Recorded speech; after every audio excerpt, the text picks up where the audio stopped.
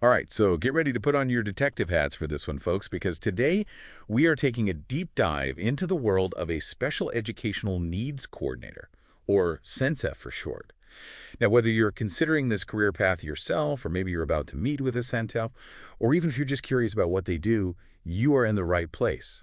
Because get ready to get very well informed. It's a good thing, too, because understanding this role is more important now than ever. You're absolutely right about that. We got some really interesting info here from RoleCatcher, which, as you know, is a job seeker platform. Yeah. But don't worry, we're not selling anything here. We just really love digging into these guides. So are you ready to channel your inner Sherlock with me on this one? I am. Let's do it. Okay, great.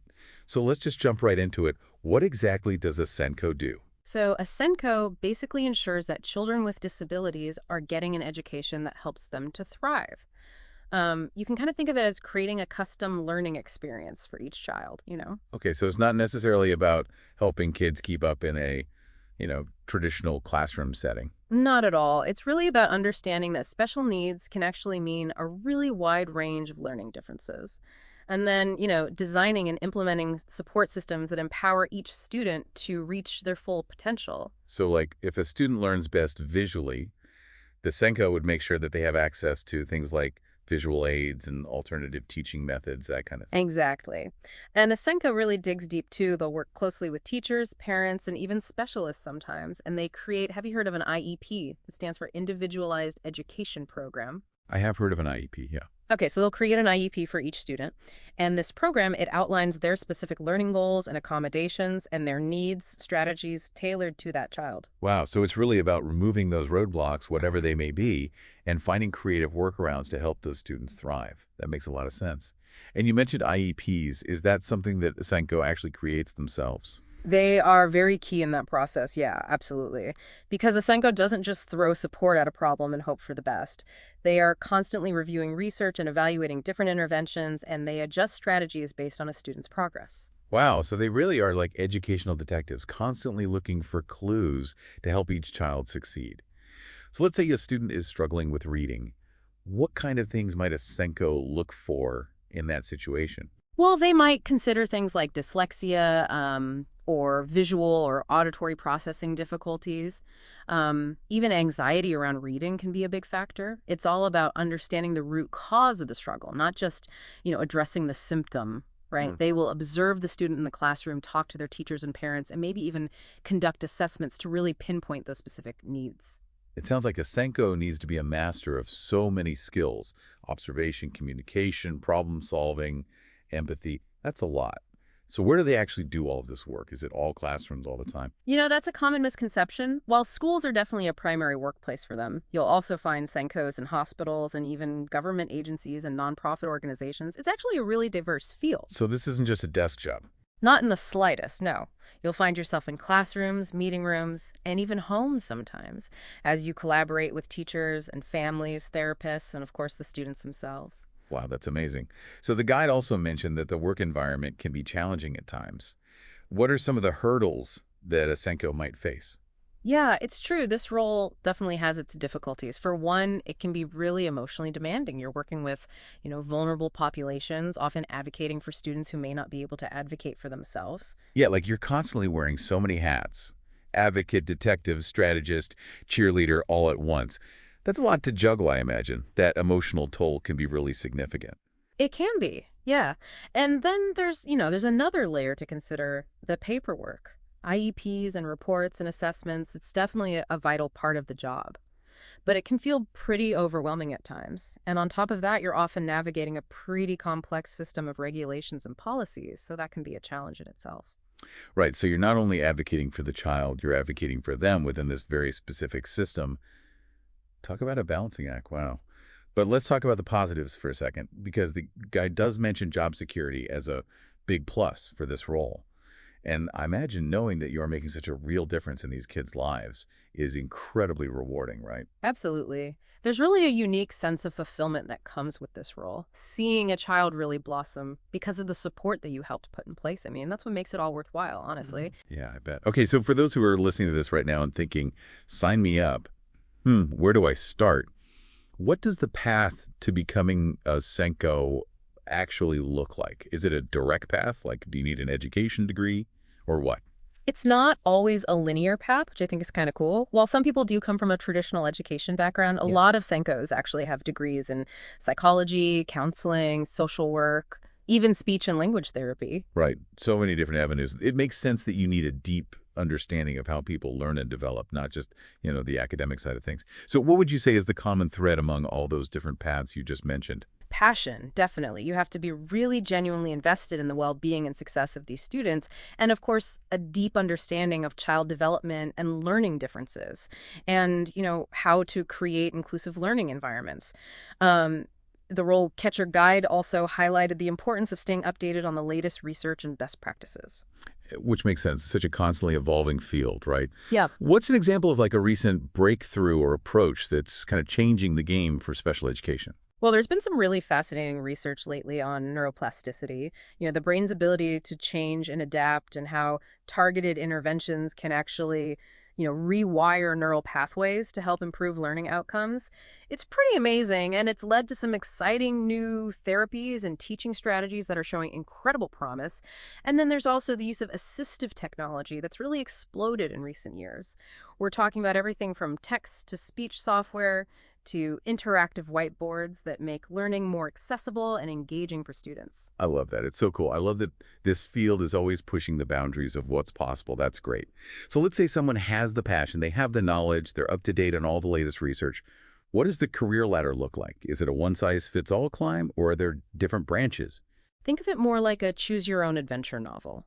The guide outlines three main stages: entry-level junior and senior SENCO, each with increasing responsibility and leadership opportunities as you progress.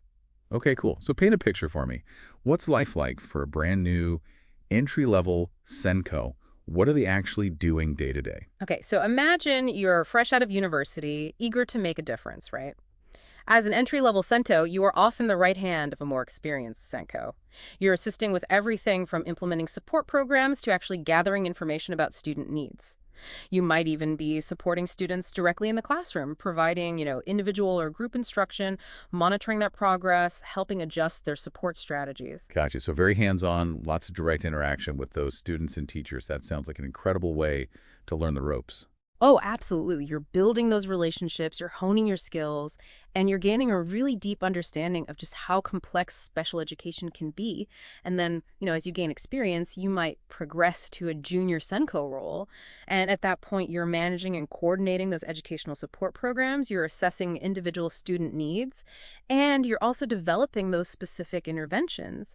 This stage is really all about collaboration. You're like the bridge between the teachers, the parents, the therapists, everyone involved in that student success. I love that. The guide mentioned ensuring a holistic approach to support at this level. What does that actually look like in practice? Yeah, that's a great question. So it means really recognizing that a child's educational needs are completely intertwined with their social, emotional, and physical well-being.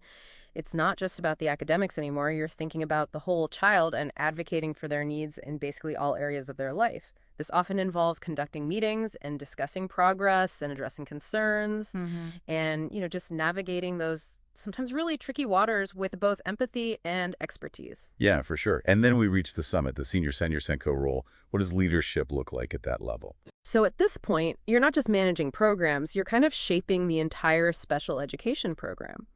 Within a school or an organization, I mean. You're developing these comprehensive strategies, you're collaborating on those IEPs, you're even leading professional development for your colleagues, and you're advocating for resources and policy changes at a much higher level. So you've gone from an advocate for the student to an advocate for the educators as well, making sure that everyone has the tools and knowledge to create that truly inclusive environment. Precisely. You become a champion for change. You're staying current on the latest research, sharing those best practices, advocating for the rights of all students to reach their full potential. Wow, that is a career path packed with growth and opportunity. That's amazing. Yeah. From hands-on support to actually shaping entire programs. It seems like there's really a place for all kinds of passionate educators within this field. There really is. And the learning never stops. The guide actually mentions specific certifications that a SENCO can pursue to kind of level up their expertise even further. Oh, interesting. Did any of those stand out to you? Well, knowing that you're personally drawn to those cutting-edge therapies that we talked about? Uh, The whole world of neurodiversity and supporting those learners. Did any of those particularly pique your interest? yeah, absolutely. Is there like a specific certification path that someone could take if they're really interested in that area? There is. You could look into becoming a certified autism specialist or maybe a certified learning disability specialist. Both of those really delve deep into those specific areas. But then there are also, of course, more general certifications like the special education teacher certification or the special education administrator certification. Those are great for really broadening your skill set further. So many options.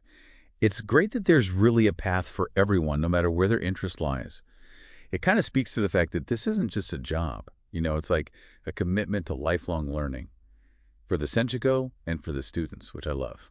Absolutely. And as we talk about, lifelong learning and the future of education, we can't forget about the role of technology. We touched on assistive technology a little bit earlier, but that's really just the tip of the iceberg. Totally, yeah. The guide mentioned things like personalized learning platforms and data-driven interventions. What's the deal with those? It's really amazing stuff. Just imagine a world where educational software can adapt to a student's individual learning pace and provide that really tailored instruction and support in real time. Wow. We're talking about platforms that can actually identify a student's strengths and weaknesses and then adjust the curriculum and activities accordingly. It's like having a personalized tutor available 24/7, That's incredible. And I bet that's so helpful for those students who need that little extra support. It really is. And it's not even just about that individualized learning. It's the data-driven interventions that are changing the game too. Imagine being able to actually track a student's progress as it's happening, identify those areas where they might be struggling, and then adjust their learning plan instantly. So cool. We can gather such detailed data now on how students learn best, which lets us personalize those interventions in a way that was never possible before. It really does feel like we're entering this whole new era of special education. It's exciting. It makes you wonder, with all of these advancements, and with that focus shifting more toward this really personalized learning and support, could we actually see a future where, like, how we define special needs changes completely? Now, that is a fascinating question. It really challenges us to rethink all of our assumptions and kind of imagine an educational landscape where learning differences aren't just accommodated, but they're celebrated. I love A that. system where every child is empowered to learn in a way that works best for them, regardless of labels or limitations. That's a really powerful vision. I love that. And Yeah. SENCOs are right there on the front lines, making that vision a reality. Absolutely. They are truly the architects of inclusion, the champions of possibility. And as we continue to, break down these barriers and embrace these new innovations, their role will only become more important. I completely agree. Well, this has been an incredible deep dive. Wow, we've covered so much. We've really gotten to explore the heart of what it means to be a SENCO, from the day-to-day to the truly profound impact that they have on their students' lives. It's been my pleasure. And if our listeners take away just one thing from our conversation today, let it be this. Behind every single great SENCO is a passionate heart, a curious mind, and an unwavering belief in the potential of every child. Hear, hear. I love that. Thanks for joining us on this journey today, everyone. Until next time, keep asking those questions and keep diving deep.